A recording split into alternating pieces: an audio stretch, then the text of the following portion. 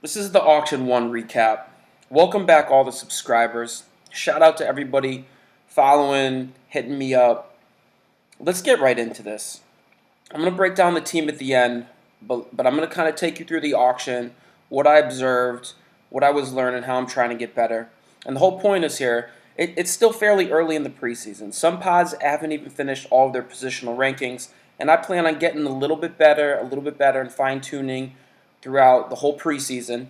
And just a little thing on Yahoo: if you win a Yahoo free league, the next year you get to get into a Yahoo Winners League, and that's a little bit more competitive. So that's kind of like the carrot at the end of the rainbow. First thing, Mookie and Trout for sub $60. I'm starting to think that these guys are coming at value. I mean, the numbers, 5 categories: 300 plus hitters, 30-30 to 40-40 upside, 100-100 RBI and runs, absolute beasts, no risks, plate discipline, elite, Hall of Fame guys in their primes. They went sub 60. So let me jump into the auction. This is how it goes. This is how it goes a little bit. I'll give you a little breakdown. Of course, one, Trout goes for 58, Nato for 50, Betts for 56. Okay, things are moving along. Things are moving along. The reason I'm looking at Trout and Betts as potentially being values, because JD Jose Ramirez for 50, JD for 45, Max Scherzer for 50. Are you willing to spend maybe $8 more, $12 more for 5 categories of production? I might be. So, of course, we wait. My guy comes up, Ronald Acuna, with the 18th nomination. And like I said before going into it, I might have to pay Trout Value Plus, and I sure did. We had an aggressive bidder. I end up with Acuna for $64. He's aggressively bidding back. He's bidding back. I'm kind of using a monotone bid pattern. He's snap calling me another dollar. He's angrily, no, mine, dollar. So I know, oh, geez, here we go. This is going to be, and I'm waiting. Boop, one, snap calls me. We're up to 60. We're over Trout and Mookie. This isn't where I wanted to be. And this is where I mentioned, as you get to the back of the tier, guys will start high, but you get to the back, you don't know what you're going to pay for the last guy when everybody's fighting for him. And I kind of learned in this draft that this is going to be a little bit of a popularity contest. There wasn't a lot of bidding up on a lot of players, but on Soto, which I'll talk about later, and Acuna, there were fights. And so I was like, I had my intention. I've been telling you guys I'm going to go into this auction with a plan and be agile and get my player. This is my first draft, and I want Acuna on the team. He's not really going to get me off of it. And if he does, I'm going to cripple his team. So we're going up. We're going up 64.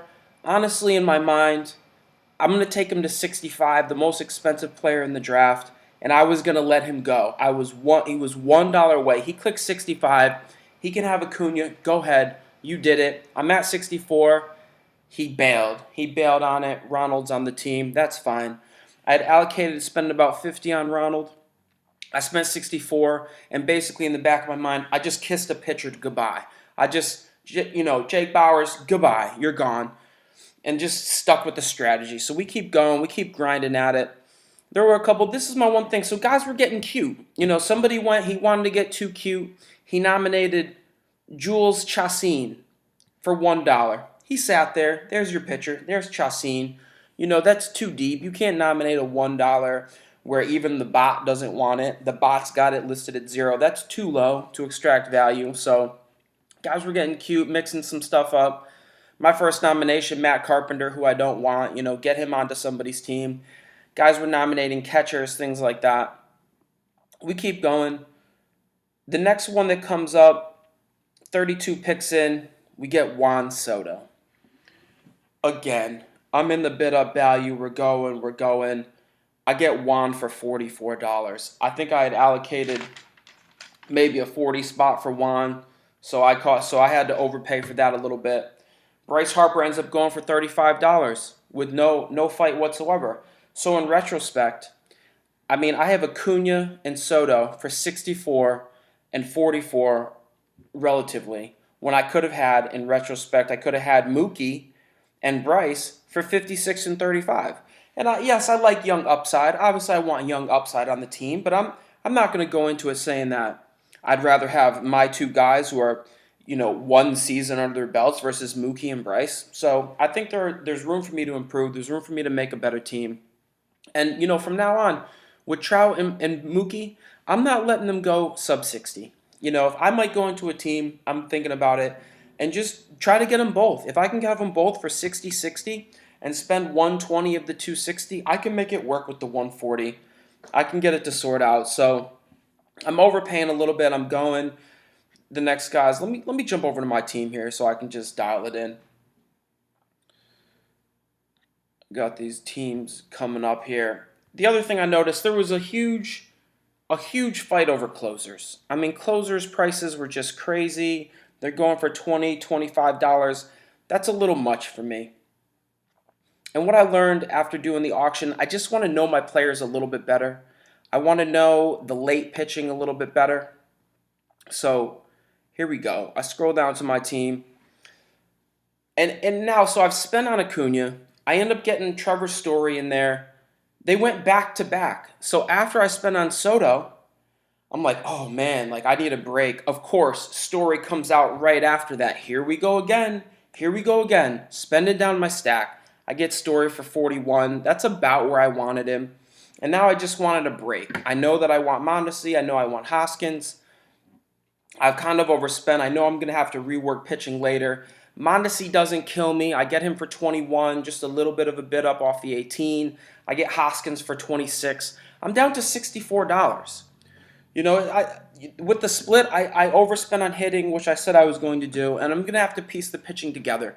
So I'm staring at 64. I'm staring at this gap at third base. I know I've already overpaid for some young studs, and I said, you know what? Let me just get it out of my system. Let me just own the shares that I want of the guys that I really want to have. Let me put them all on this team. And I was like, I think I'll make some room for Vlad. So even at $64, and I'm basically almost a small stack at this point, I jump in, I grab Vlad Guerrero Jr. for 24. Even though I don't have much money, I'm not going to have any pitching. I get him on the squad. The infield's set, and I'm down to $40. And I just have to sit.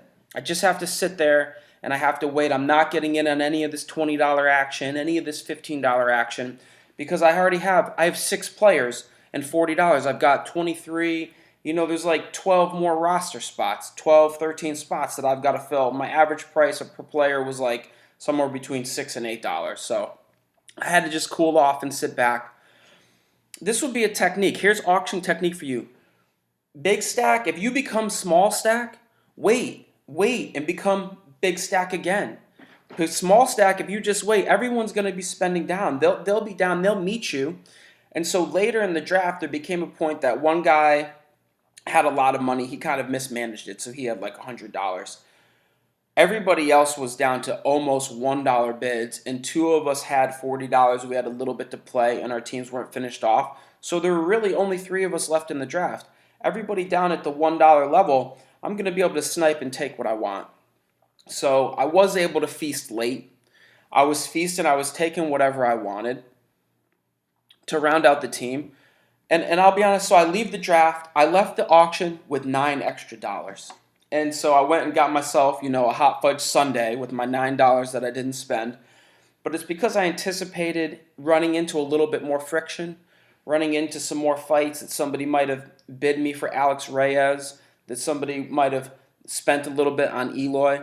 It's funny, on Yahoo, Eloy doesn't have any projections, so when you click on his name, it comes up and they just say he's going to have no stats. So I was a little bit surprised with what I got late. Let me just tell you how I finished out the squad. Zach Wheeler, $5. Luis Castillo for $2. Eloy, I nominate for $1. He just slept through. So suddenly I'm feeling a little bit better about my team on the overpays because I got free Eloy. Alex Reyes, I did Strope as a closer, just $2. Shane Bieber, $1. Forrest Whitley, $1. I mean, anybody that I spent $2 or $3 on, I was just sniping other guys. Kenta Maeda for $2. Josh James. So I'll read the team at the end. I'll read you off the full roster. Let me know if you think you could live with this team. But a couple other things I noticed was closer conundrums. So there's a couple closers, there's a couple bullpens where the closer isn't really settled. Some news came out that Alvarado may not necessarily be named the closer in Tampa Bay. I don't really believe this. I believe he has the best stuff in the pen, but that's what the coach is saying. So I was a little hesitant. I mean, do I want to get a maybe closer when I could take another bat? Vizcaino in Atlanta, words coming out that maybe Minter's gonna get some saves. Now I'm like, well, am I going to use up a whole roster spot? David Robertson in Philly, is it going to be Robertson or Sir Anthony? So I think I've got to get into the closers, and if I'm going to take some closers, decide on this. And maybe that's why guys were fighting and paying 20 plus for guys who have the job locked down. I'm not sure. The other thing that I noticed after, I want to hold Vlad. I want to hold Eloy. I stashed Forrest Whitley. But it causes a little bit of a logjam because now I have to refill those positions in the lineup. I've got to get another third baseman, but do I need it to be an elite third baseman? Do I want him to be really good? Because then when Vlad comes up, do I want to bump him out and spending the money there? And Eloy, now another outfielder. And it's hanging me up a little bit on roster spots because on the wire right now, Max is on the wire, Jimmy Nelson's on the wire, Colin McHugh's on the wire, and I can't get at that because I'm holding some extra batters. So I'm thinking that as I go into my next auction, I might take guys that are just locked in, ready to start. I kind of satisfied my urge for just prospect hunger. And there was another little wrinkle that I don't use this that much, and I wonder how it works. We get an early Kikuchi. He throws Kikuchi in like the top 20 picks. And yeah, I wanted Kikuchi. He's part of my plan.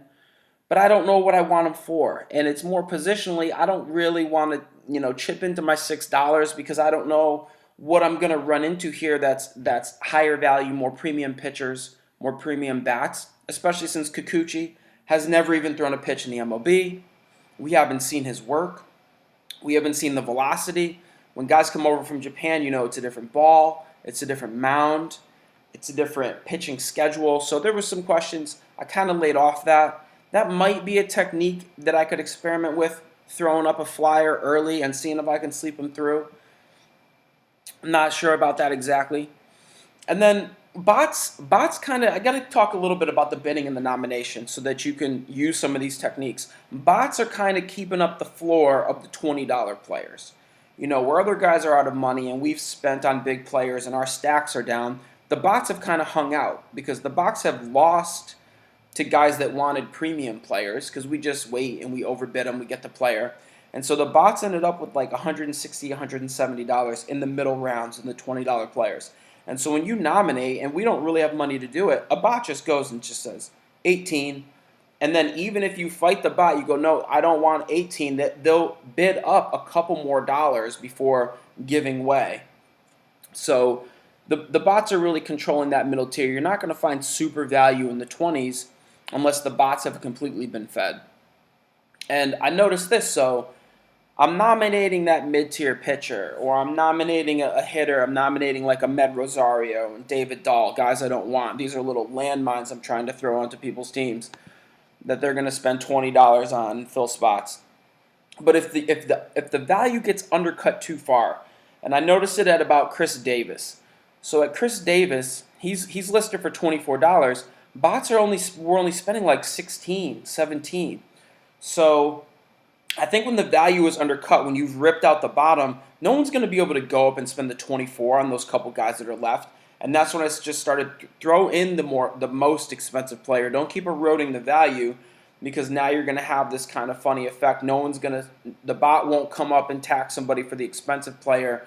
Guys will start getting them at value. So it was kind of a combination of undercutting to get the money out, but noticing if the value eroded too much to throw in some more expensive players.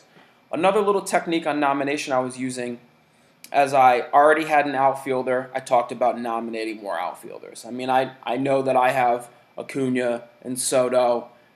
Here you go. You guys get your outfielders now. The other one I was doing when I had Story and early Adalberto Mondesi was throwing a shortstop out there before I got to Mondesi. I probably nominated I don't think it was Correa. It was somebody I didn't really want. But I throw some shortstop out there so that somebody is satisfied. Either the bot filled the position or somebody else got the guy, hoping that they'll lay off a little bit for Mondesi. And it also was a little bit of a tester.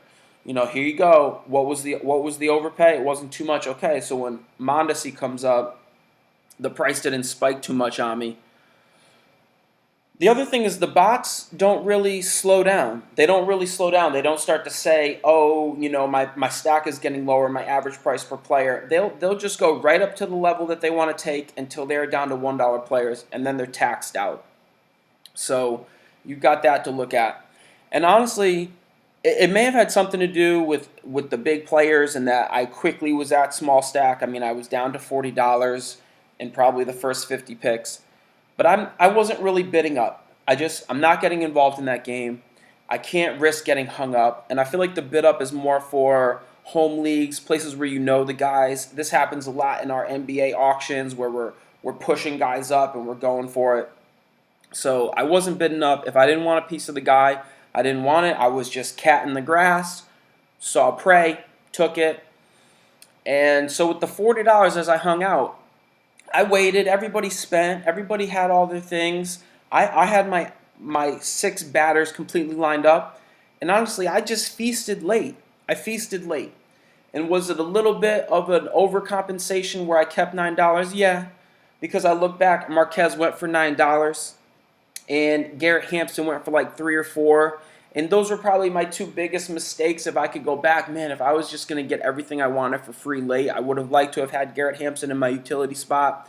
I think because I already had a piece of that in the snake draft, it satisfied my urge. And that gets into the shares mentality. Like, once you start owning guys, you satisfy that need to go get them again. So this is something when you do multiple drafts. Sometimes I find at the end of the season, I'm just willing to take whoever, because I'm like, oh, I already own a bunch of Bryce. I already own Acuna here and there.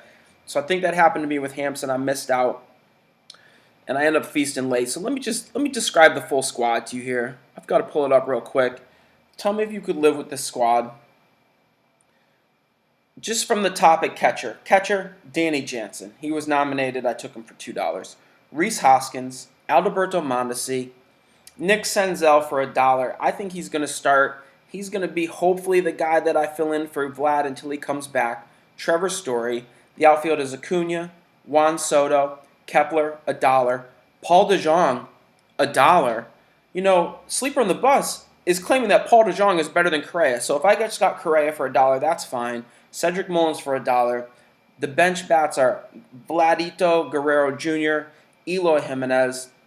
And here's the staff. Here's the desperation staff. And I think Yahoo has starters buried. I think it's easy to get some starters there. I'm using Zach Wheeler, Luis Castillo, 2 closers, Pedro Strop, Jordan Hicks, Alex Reyes, Shane Bieber, Tyler Glasnow, who I'm very happy to hear the next day on Roto World that Glasnow is working up 2 ticks in velocity, sitting like 98 or 99. He will be a complete beast if he works at 99 this season. Josh James, Forrest Whitley Stack, John Gray, Kenta Maeda. So the staff doesn't have the flashy names, but those guys I can live with. There's some strikeout potential. There's K per 9 on that team. Let me know in the comments. Could you live with those guys? Is this too much young upside, for your tastes? And how would you kind of rework the squad later? And I can see myself, I've got to go back. I think that Machado's going for a little bit cheap. I think that Bryce is going cheap because the teams aren't really settled and people aren't exactly sure about that. I've got to dig in with this Marquez. I've got to dig in to see where I'm at with Marquez. Everybody is saying they're off Marquez. So many guys, and it's just slowly starting to seep in. Like, oh my gosh, am I just too high on Marquez because of that string of gems he had at the end of the last season? I think I can make a team with better pitching. That's all I really got for you. Let me know if you think that team can work. Hit me up in the comments. I'm going to get back to you. I got a couple emails. I got to formulate the league. I'm going to get back to you with some more comments. We're going to get into another auction later. I'll give you the draft prep. Holla.